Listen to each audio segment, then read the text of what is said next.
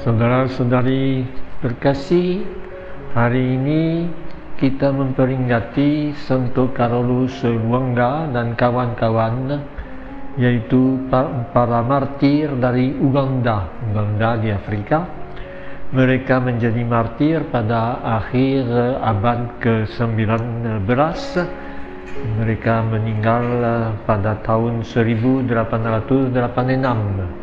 Ini 22 martir, semuanya orang muda.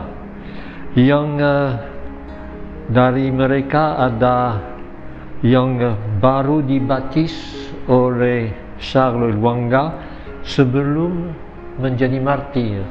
Waktu itu di Uganda, agama Katolik dan agama Kristen pada umumnya belum sungguh-sungguh masuk, masih dengan kebudayaan orang setempat, dan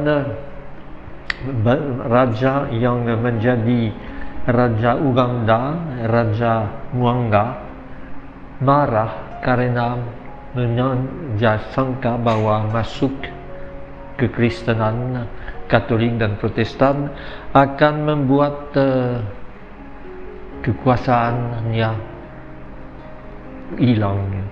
Masuknya Injil akan tentu membuat dia harus meninggalkan semua kebiasaannya yang tidak baik. Oleh sebab itu dia tangkap orang-orang yang ditemukan sebagai orang yang ikut Yesus, ikut Injil. Dan dengan demikian kita lihat pada akhir abad ke-19 hal yang serupa dengan kita baca dalam abad-abad pertama dari kekristenan, suatu kekejaran untuk membunuh orang yang mau mengikuti Yesus.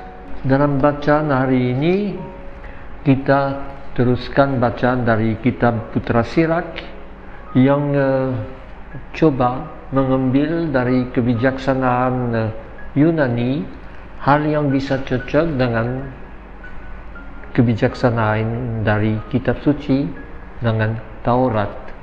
Dan dari segi itu dia mau supaya kita ikut ajaran dari nenek moyang kita, dan dia sendiri berkata bahwa dia harus pelan-pelan menemukan kebijaksanaan itu, harus pelan-pelan maju untuk tahu bagaimana hidup sesuai dengan kehendak Allah.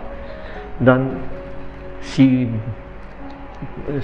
Putra Sirak itu bisa menjadi serupa dengan martir-martir dari Uganda, orang yang membiarkan diri dibina, dijadikan baru berkat iman.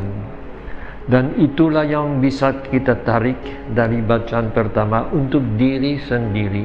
Kita tidak pernah boleh katakan sudah beres, harus selalu maju terus. Hatiku telah kuharapkan kepada kebijaksanaan, di dalam kemurnian hati aku menemukannya. Indah sekali bacaan pertama ini. Sedangkan Injil menceritakan tentang Yesus yang ditanya, dari mana kekuasaanmu? Yesus yang baru mengusir pedagang-pedagang dari Bait Allah, dan yang memegang Bait Allah, imam-imam agung dan semua yang lain yang memegang juga kekuasaan politik. Mereka tanya kepada Yesus, apa kuasamu? Orang itu tanya dari sana, dari Nazaret.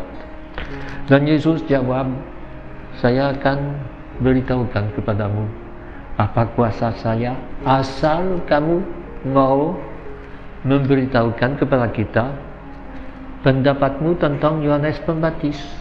Apakah Yohanes Pembaptis omong dari kemauannya sendiri, manusiawi, atau apakah dia seorang nabi? Dan tentunya kalau mereka mengakui Yohanes Pembaptis sebagai nabi, mereka harus mengakui Yesus. Tetapi kalau tidak mengakui Yohanes Pembaptis sebagai nabi, mereka akan dimusuhi oleh masyarakat yang sungguh menganggap Yohanes Pembaptis sebagai nabi. Maka ya mereka terpaksa berkata, kami tidak tahu kemunafikan itu. Dan yang ini juga perlu kita lihat sejauh mana kita berani mengucapkan iman kita, sejauh mana kita berani melawan semua kemunafikan, semua korupsi, semua keadaan dalam bidang politik dan ekonomi yang tidak cocok dengan kemanusiaan, kesejahteraan manusia, terutama orang miskin. Ini yang dilakukan oleh Vincentius, ini juga yang dilakukan oleh martir-martir dari Uganda. Putra Sirat juga melakukannya. Moga-moga kita semua hidup sesuai dengan kehendak itu, dan kita mohon dari Tuhan berkat-Nya. Allah Bapa sumber keteguhan iman, darah para martir telah Engkau jadikan benih iman umat Kristen. Semoga gerejamu yang sudah disuburkan dengan darah Santo Karolus dan kawan-kawannya semakin bertumbuh dan menghasilkan panenan berlimpah dengan pengantaran Kristus Tuhan kami. Amin.